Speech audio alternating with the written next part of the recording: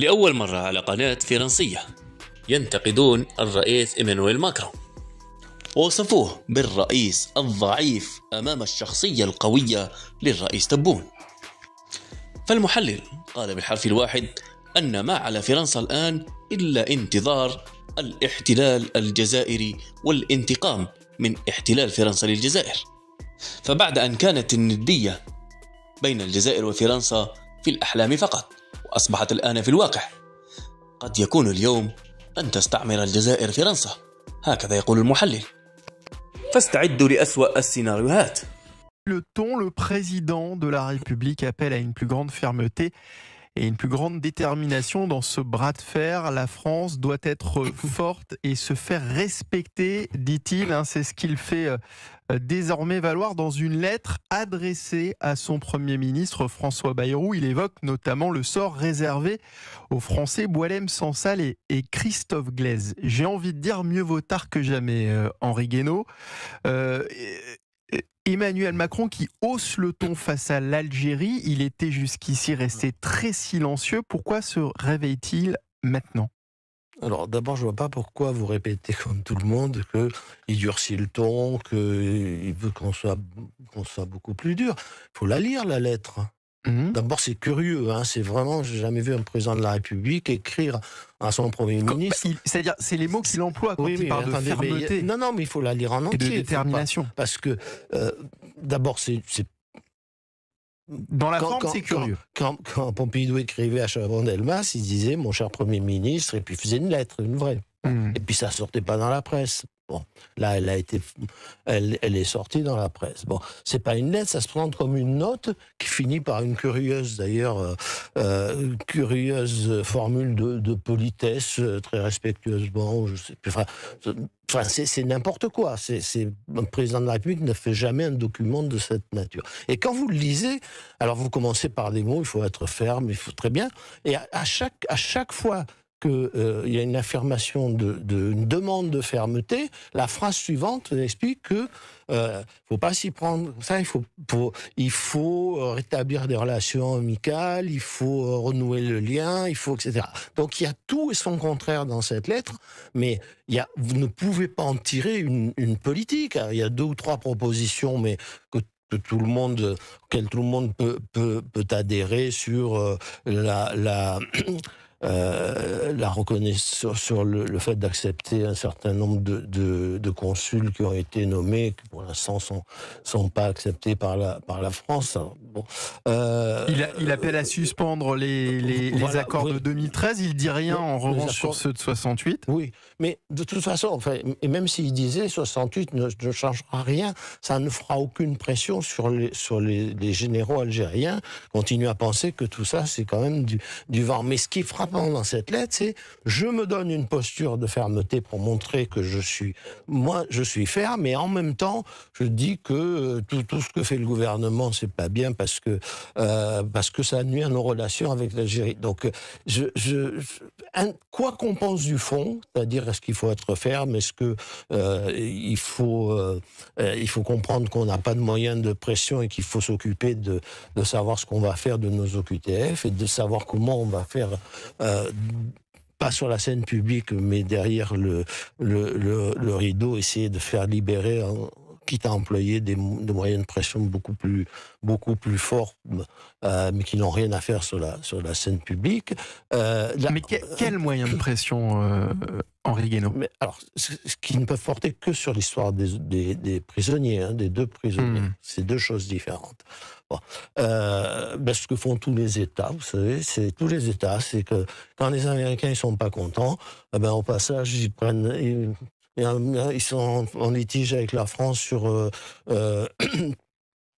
Alstom, il y a un cadre dirigeant qui passe, on le met en tôle. Voilà. Quand ils ne sont pas d'accord avec une entreprise chinoise, quand elle passe au Canada, ils la font mettre en tôle. Et puis les Russes sont pareils. Et puis, tout le monde finit. Mais ça n'a rien à faire sur la scène publique. Ce sont des moyens, on va dire, de la diplomatie, ce sont des méthodes, mais qui ne sont pas publiques. Voilà, c'est pas public. Il y avait que François Hollande pour aller dévoiler toutes les méthodes hors normes que peut utiliser un État pour se faire respecter, pour se protéger, etc. Bon. Mais ça n'a rien à faire sur la scène publique. Hein, c'est autre chose. À partir du moment où moi j'ai appelé ça prendre des otages, où on prend des otages. Ça n'a rien à faire sur la scène publique, non. mais vous encouragez les États à le faire. Et bien sûr, je veux dire, l'État, il doit défendre ses concitoyens. Alors, on me dira, Boualem Sansal, il a une double nationalité, peut-être, mais on voit bien que c'est parce qu'il a une nationalité française qu'il subit ce traitement. Bon.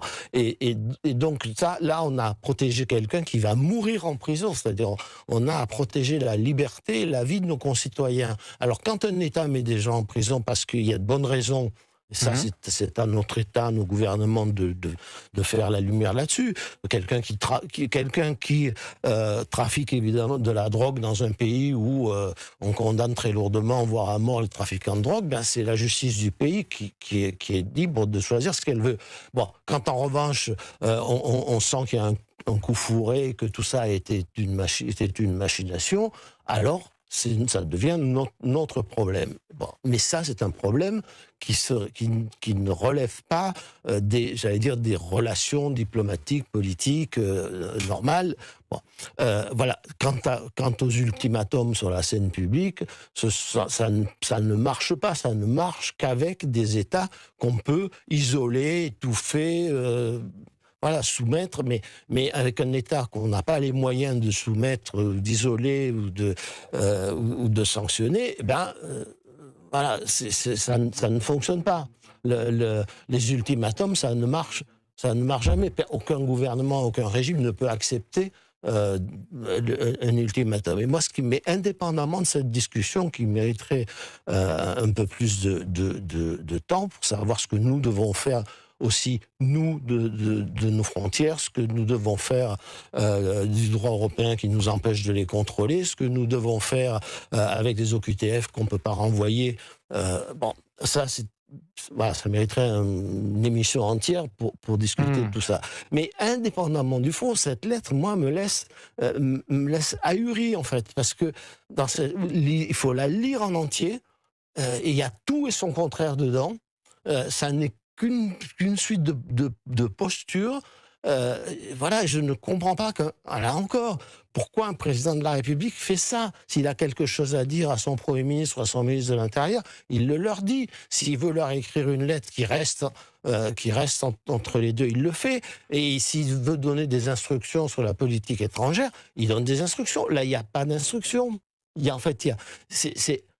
Vous ne pouvez pas tirer une politique de ça, et donc tout le monde reprend. Il a réussi son coup de communication, puisqu'il dit il faut être ferme. Donc on dit, ah ça y est, il a changé de registre. Écoutez, je vais vous donner la parole dans un instant, Raphaël Steinville. Écoutez juste avant Xavier Driancourt, ancien ambassadeur en Algérie, qui était l'invité de Trina Magdine tout à l'heure sur Europe 1.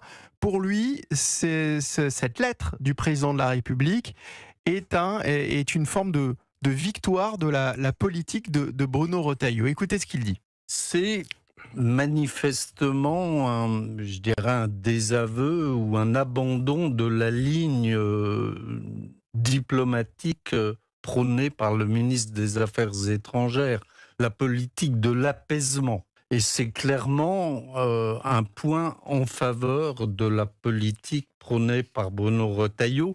Mais encore une fois, ce n'est qu'un premier pas. Je crois qu'il faudra voir ce qu'il y aura après.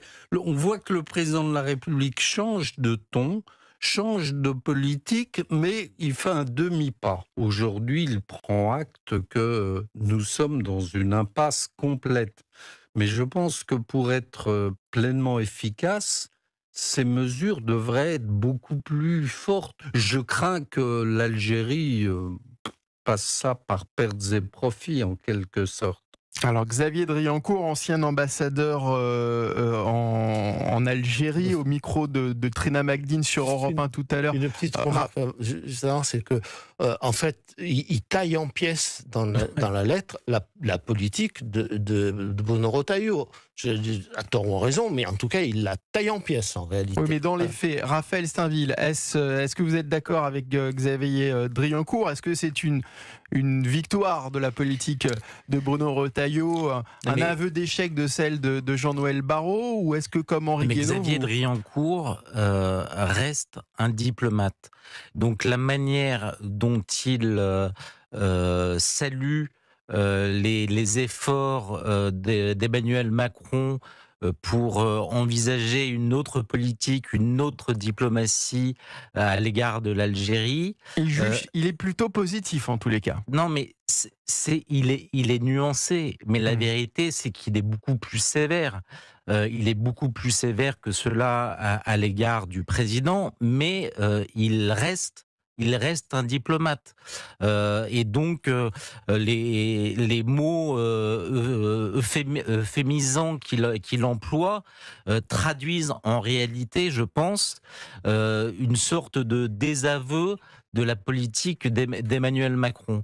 Moi, je pense qu'effectivement, la vraie question qui doit se poser à travers cette lettre, au-delà du fait que on pourrait tomber dans le piège d'un président qui voudrait nous faire croire qu'il agit désormais avec fermeté vis-à-vis d'Alger, c'est de savoir quelle est l'efficacité